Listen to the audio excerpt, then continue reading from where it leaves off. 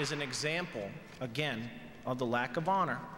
We know what we need to achieve, and we're willing to get there, but there's a price to pay, and right now, we're not willing to pay that price. If we accept what they're trying to do, you know, you want us to live with a strike for 3 or 4 weeks or 3 or 4 months? What they're implementing is something we'd have to live with for 3 or 4 decades. We have a future to protect for our children. We have a future to protect for everyone that we have responsibilities for. And I stress this again, the future for the other unions as well. Equity is coming up next year, and you know what? They're just the next in line for these folks to attack.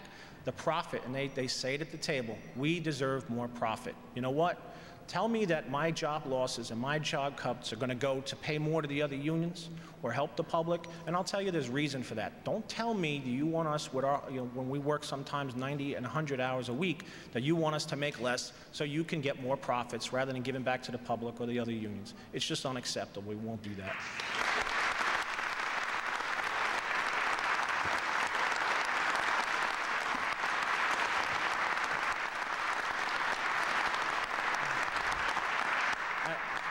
Out of fairness, this gentleman here has been waiting very patiently. I'm going to take his question, then I want to see if my friends, my dear friends in Equity and 802 want to comment out of fairness, and I'll still take questions. Again, we're here to provide answers to everything and anything. Sir.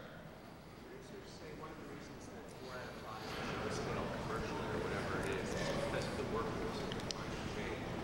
Do you think there's anything to it? I think it's just basically something for the media again.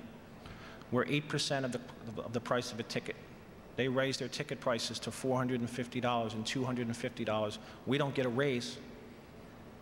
We don't get a raise. If you have one theater with a huge amount of equipment and things to set up in there, and we have stagehands work in that theater, and that show becomes a hit, we get paid the same as a show where we're loading into the next theater where the show isn't a hit. We can't apologize for the product. We want every show to succeed.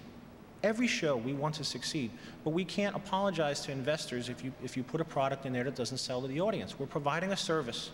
We shouldn't get lost in one theater versus the other theater because the show is not a good product and it doesn't run. We need to provide a service.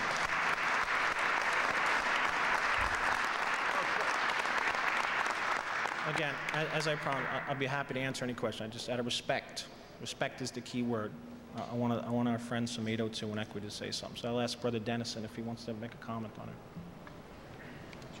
Sure, very briefly. I'm here representing the over 9,000 members of Local 802 who are entirely behind the efforts of the stagehands to achieve a fair contract. Our president, Mary Landolfi, who was not able to be here, will be issuing a statement tomorrow expressing how deep that support is. I believe that the responsibility for this work stoppage on Broadway rests clearly in the hands of the league, the theater league, and not even in the entire theater league. I think there are hawks on the other side of the table who have made this fight. It's an unnecessary fight. You're dealing with a local with over 100-year history of never striking on Broadway. They've always found a way to reach an agreement with the league. What's different this time is you have a group on the other side of the table who are determined, as Jimmy has said, to turn this, the theater business into a profit-making machine instead of producing a product that people are going to come to this city to see. Our worry is that they're driving this industry over a cliff in the search for greater and greater profits at the expense of those who work in the theaters. We are concerned about safety. Our members work in the bottom of the theater, in the orchestra pit. Those of you who've been in these theaters, you know the kind of equipment that is moving around on stage, that's flying up over our heads. We want to make sure those theaters are safe, and the confidence we have in the Local 1 members to run that theater is what makes our members feel secure in going into those theaters.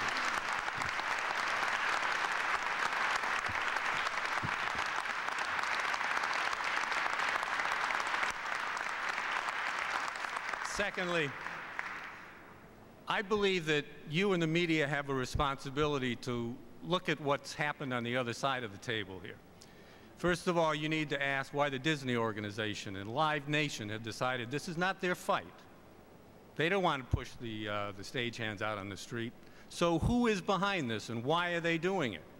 I mean, there is a solution. The stagehands have made clear they will find a way to solve the problems the other side has.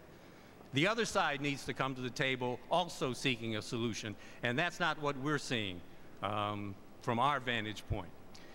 4 years ago, the stagehands were standing side by side with us in our effort to protect live theater, in our effort to protect live music on Broadway. We succeeded. We succeeded because of the solidarity of the other unions, not because the other side of the table was trying to protect what we were fighting to protect. I believe that the unions on Broadway, all of us, are going to stand side by side with the stagehands until this is solved in a way that the members of that proud union are satisfied with, and we will continue to be there with them. Thank you.